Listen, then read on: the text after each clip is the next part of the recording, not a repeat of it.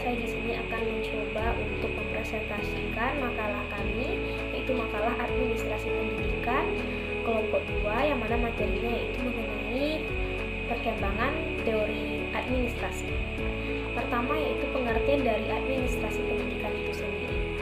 Administrasi pendidikan terdiri dari dua kata, yaitu administrasi dan pendidikan. Keduanya ini memiliki pengertian tersendiri, yang mana administrasi itu berasal dari bahasa Latin yang terdiri dari kata ad dan ministro. Kata ad di sini itu memiliki arti intensif dan sedangkan ministro di sini memiliki arti melayani, membuat dan mengarahkan.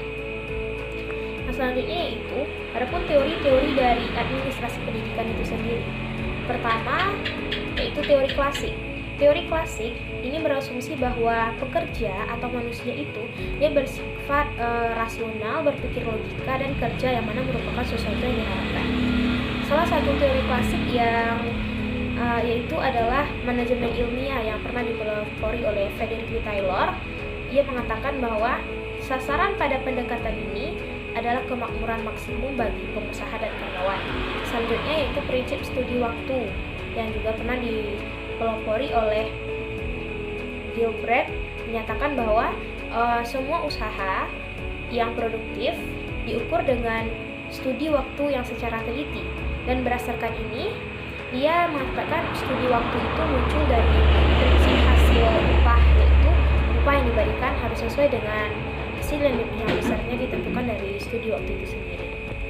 Yang kedua yaitu teori hubungan manusiawi.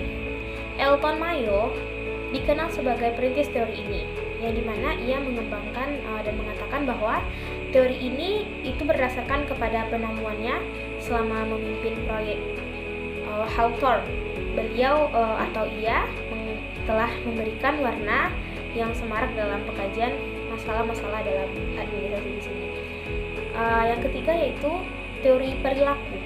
Teori perilaku di sini itu berpendapat bahwa perilaku dapat dipahami melalui 3 model pendekatan, yaitu pendekatan rasional, sosiologis, dan hubungan manusia. Dan selanjutnya yaitu teori kuantitatif. Perkembangan teori kuantitatif di sini itu ditandai dengan adanya tim-tim penilaian, operasi untuk memecahkan masalah-masalah industri. Karenanya di sini teknik penelitian operasi itu sering digunakan dengan pendekatan manajemen ilmiah. Dan teori ini itu juga digunakan dalam kegiatan penting seperti penjadwalan produksi, strategi pengembangan produksi, perencanaan sumber daya manusia, dan lain sebagainya. Jadi kesimpulan dari teori kuantitatif ini itu dapat kita gunakan dalam kegiatan penting dalam penganggaran modal, contohnya penjadwalan produksi, strategi pengembangan produksi, perencanaan sumber daya manusia, dan lain sebagainya.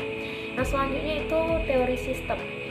Dalam teori sistem ini dapat kita artikan sebagai gabungan dari sub-sub sistem yang menjadi satu kesatuan dan saling berkaitan dan terikat. Teori di sini, teori sistem ini berdasarkan sistem memandang bahwa sebuah organisasi itu adalah sebuah sistem. Organisasi itu dipandang sebagai suatu keseluruhan yang terdiri dari bagian-bagian yang berkaitan dan akan berinteraksi dengan lingkungannya sendiri. Dan yang selanjutnya yaitu teori kontingensi. Di dalam teori kontingensi ini prinsipnya yaitu bahwa efektivitas manajemen itu tergantung pada situasi yang melatar belakanginya. Adapun tugas manajer dalam teori ini itu adalah mencari teknik yang paling baik untuk mencapai tujuan dari suatu organisasi dan melihat situasinya, kondisi, dan waktu tertentu.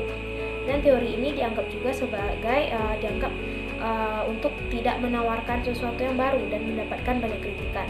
Bahkan dikatakan bahwa pendekatan ini itu sesungguhnya belum dapat dikatakan sebagai aliran atau aliran yang disiplin atau manajemen baru, karena yang mempunyai batasan-batasan yang jelas.